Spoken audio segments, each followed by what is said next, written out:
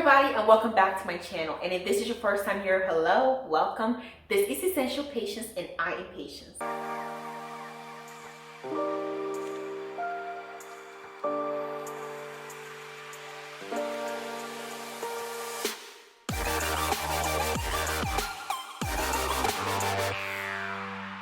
And in today's video, I'm going to be talking about financial habits that changed my life. I'm telling you, I could never dream of being in such a good position in my life, and it is through a lot of these habits that I adapted along the way that not only brought me great success currently, of course, it's not like I'm a multi-millionaire or anything, but I feel like I'm in a really good place in my life, but also I'm excited for the future because of the steps that I'm taking. I can really see that, all things going right, things are going to be really great, and I'm putting myself in the best position that I can, that I'm not going to be looking back and having too many regrets in my finances. So I'm going to share with you these things that really changed my life, and hopefully it can impact yours, make your life a little better as well. But before we get into the list, remember to like this video, subscribe to my channel if you haven't already, and share this video with somebody who you think would benefit from this. So without further ado, let's get started. One of the first habits that really changed my life was making a budget. And I talk about this in a lot of my videos, especially on my financial videos, because I think sometimes people don't understand how important a budget is. A budget is very important. It's very crucial towards personal finance. It's like the foundation when you're trying to build up your personal finance. Governments have budgets. Corporations have budgets. Small businesses have budgets. What makes you think that you can live in this world and be successful in your personal finances if you don't have a budget? I made my first budget when I was about 15 years old when I got my first job, and I still have it. I look back at it, I'm like, wow, I budgeted for my total internship pay, which was just over $2,000.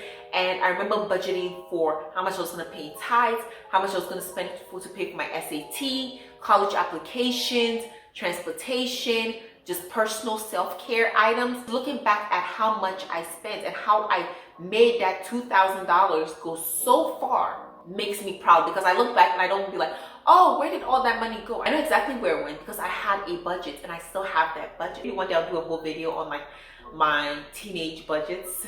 They were really, really cute. I used to write it down in books. So now I've been doing budgets for about 8 years now, and I'm so proud of how far I've come, because I can look back and see how I've progressed, and how those tiny budgets, they weren't perfect budgets by any means, but how that has really changed my life. Because when I got into college, I was starting to really get the concept of money, and I started to save. I started to make budgets for my future as well.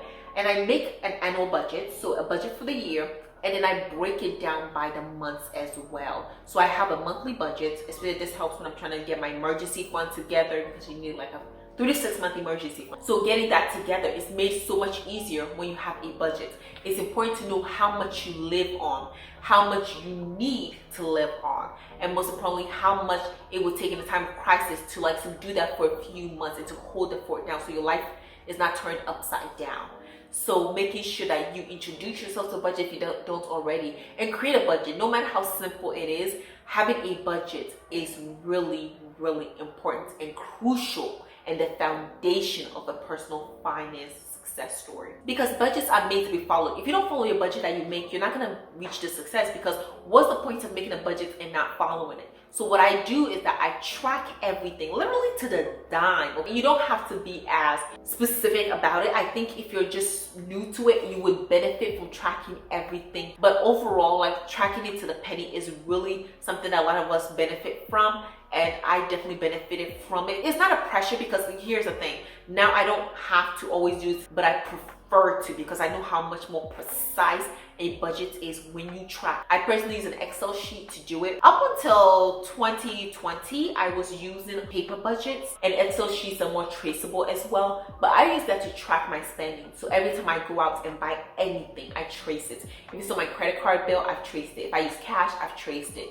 I really like to do that, but it's also easy when you've already determined what you're going to spend on. Tracking how much you're spending and making sure you're sticking to your budget, because a budget is only as good as if you follow it. and it's really important that we follow our budget to the T. The next one is taking away services that I can literally let go of and it wouldn't change my life. It's in the form of subscriptions. So I've canceled a lot of subscriptions. I've never really had too many subscriptions to begin with, but having Netflix and Hulu all at the same time never made sense to me. And like Disney Plus, I typically just have one, and then when I want to switch and watch something on another thing, I pause the other one and then move on to the other one. And then for that month, I just find things to watch on there instead of having so many subscriptions. And also taking advantage of free subscriptions. Like, I'm the type of person, I can listen to Spotify with ads. I've never paid for Spotify in my life, and while I can't afford it, it just doesn't make sense to me at the moment to not listen to ads. What's the reason for me? I don't mind. I would even listen to music on YouTube with the ads. I'm really happy with it. So it's nothing that I would spend money on because it doesn't irritate me so much. And I know that those few dollars here and there adds up to something more beneficial in the future. Let's say if you're paying for YouTube, Spotify, and Netflix all in once, like the top Netflix, even because my Netflix even has ads, believe it or not. Why would I pay more, right? But let's say you're getting the best of everything, it's like $50 a month. At the end of the year, that's $600 versus if you just downgrade to like cheap free options and like the basic for other services, you're probably spending less than $100 a year, because I know for me, my Netflix is definitely less than $100 per year. And I like it that way. Even Amazon, I canceled my Amazon subscription since I used to like pay for it 1 month at a time, but now I just wait. If I have to wait a week for my package, I'll just wait. Patience is a virtue. And so I just wait, because why pay more for the expedited shipping when I can just wait? A lot of times when you order these things, they're not like an emergency, otherwise you'd have gone to pick it up yourself. The pressure of like, oh, am I watching this enough? Am I watching this enough? Am I using this service enough? I don't have that pressure. And so making sure that you have that balance in your life to, yeah, indulge in certain things, but then not indulge all at once. Sometimes you can go from one to another, and that makes it better and much more cheaper. The next one is finding ways to decrease fixed expenses, whether that is having a cheaper car or paying off your car so you have no car payments, which I definitely did. And like, not having the car payments is so beautiful. I will do a whole video about it because the relief it takes off of you is impeccable. You can also decrease your fixed expenses by shopping around for insurance. The difference between the highest quoted insurance that I had versus the lowest was over $200 a month difference. So shopping around for different things, even if it's internet, electricity, services, there's so many things that you can do. Take some power back. And even if you need to move, like apartment shopping, find different apartments that are more affordable. When I was moving, I knew I was going to spend more on my new apartments, but then I still took time to shop. So yes, this is more than I was paying. However, it is cheaper than some other alternatives, and it's a very nice apartment. I found like this is a good deal. I love it, and I definitely think it's worth the money and the change. Like, you can definitely tell the difference, and so I'm really grateful for that. But finding ways to decrease your fixed expenses would really help in your budget, because those are the things that you have to pay on monthly, and so they really take a lot of money from you versus the things that you can, more easily switch month to month. So find different ways that you can decrease your fixed expenses, and it would really make a big difference in your life. And I definitely did, and it made a huge difference. Like, now that I don't have to pay for my car, come on, like, there's so many more things that I can do, more things I can save for, and new goals that I hope and plan and pray to reach in the future. The next habit is finding ways to have fun without spending money. And this is one thing that some people just don't know how to do. You don't need to spend a ton of money to have a good time. Going to the park is a great time, okay? Sometimes you just have an okay time, that's good too. Sitting at home and, just finding ways to entertain yourself is a good time.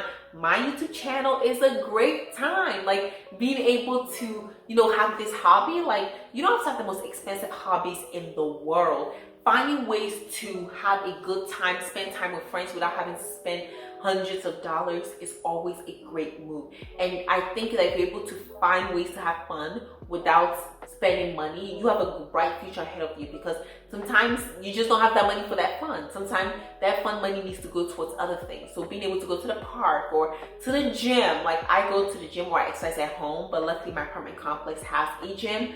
But before, my old apartment did not. I just exercised at home because I was not gonna pay for a gym. So the first time I ever went to the gym was actually my new apartment when I moved in. So yay to me. But other than that, finding just ways to substitute for free fun, free activities is always great. Find a way to cook for your friends, have them come over, or you all have a potluck pitch in. It's really great. So don't let it be a habit to always have to spend a ton of money just to have fun. The next thing is finding ways to take advantage of free activities and free services, because this is also, basically related to my last point. And I've been able to do this with, say, books, for example, because I love to read. Now school is taking over, so it makes it super hard. There's this app called Libby, and it's a library app that basically you can get digital books. You can also go to the library for physical books if that's what you want. But spending a ton of money on books, which I used to do, was very expensive. Like, I did used to decrease if I buy mine from the thrift store, so I used to buy secondhand books. And I know not everybody's into that, but I definitely loved it. It still gave me that book I can keep, and it was much cheaper than I otherwise would have spent on it. But just find ways to take care of free activities, the library, the parks, and finding ways to make sure that you are still getting yourself involved and out there. You don't have to just sit at home by yourself and not do anything. That's not what I'm suggesting, but just find ways to find free and low-cost activities to do. The next thing I really did was not impulse shopping. And that's really hard because sometimes it feels like you always need something, but I had to differentiate between my needs and my wants, and that really made it easy for me to stick to my needs. And even when you go grocery shopping, because a lot of people are saying grocery shopping has become super expensive, and it has. The cost of food has gone up in some essential things as well. But other things that have gone up, like in snacking and some fruit juices and stuff like that, those are things that you can live without. So making sure that you know that not everything is a need, as I stated before, and making sure that you make a shopping list when you want to go shopping. Stick to that list. I've gone on grocery shopping trips that were not that expensive, and I've been on ones that are expensive. And sometimes, things are more required, especially when I'm buying in bulk versus buying things from a smaller grocery store. But I stick to my budget. Like, most of the time, I hardly ever buy anything that is not on there. So I'm easily able to stick to my grocery shopping budget. And the next one is thinking long term. Saving for big financial purchases that you have goals on, whether it's buying a car or a house, a Lamborghini. Having those financial goals about where you want to see yourself and start making those provisions. Because if I say, hey, I want to buy a house in the next 10 years, but I'm not saving, where am I going to get that money from? It takes time to save. It takes time to make those financial steps. Think about ourselves in a form of not just our present, our past, but also our future, and where we want to be in the future, and what steps we need to take in order to achieve those goals in the future. But financial goals are really important, just like any other types of goals, career goals. It's really important to have those financial goals so that on that budget that you have, you'll be able to make sure that it's the best fitting for you now and for your future, so that as you move on, as you grow, it adapts with you and you still are able to be a financial success in the future. The next habit that really changed my life was being satisfied and content with where I am, being happy with where I am, and striving for more. So being content and being grateful oftentimes go hand in hand. And I'm very grateful for where I am. And in that happiness, I can also admit that I want more in certain aspects, whether it's like more in my education, what I'm striving for. So I'm happy with my bachelor's degree in electrical engineering, but I'm striving for a master's degree in engineering management. It could also be that you are happy with the entry-level job that you have right now, but you want to strive to be a director in the future. There's absolutely nothing wrong with that. In fact, that is very good to have those goals and to strive for more, so that you're not always staying stagnant and just being where you are. I know the future me would want to be this person, and I'm going towards that goal in order to put myself in the best position for those opportunities as well. And the last is being realistic in all of this.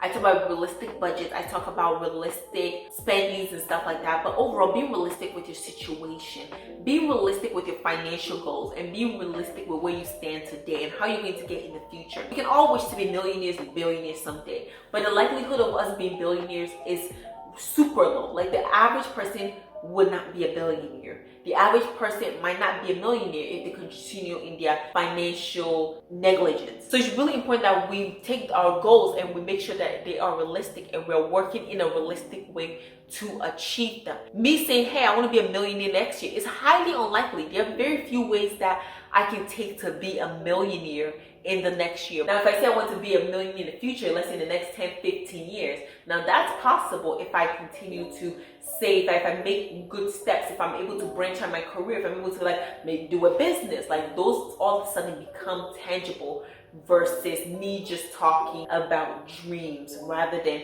the actions that would get me there. And so with that, I'm bringing this video to an end. Thank you all so much. Like, comment, and subscribe to my channel, and share this video with somebody who you think would be helpful towards. And remember to leave your comments in my comment section about what are some financial habits that really changed your life. I know we all have those moments that it's like aha, and if you've not done your aha moments yet, hopefully you get it soon. And so I would definitely like to hear about it. And remember to subscribe because I post 2 videos a week on Tuesdays and on Fridays. Come on over because the conversation is always great. Thank you so much. I'll see you in the next one.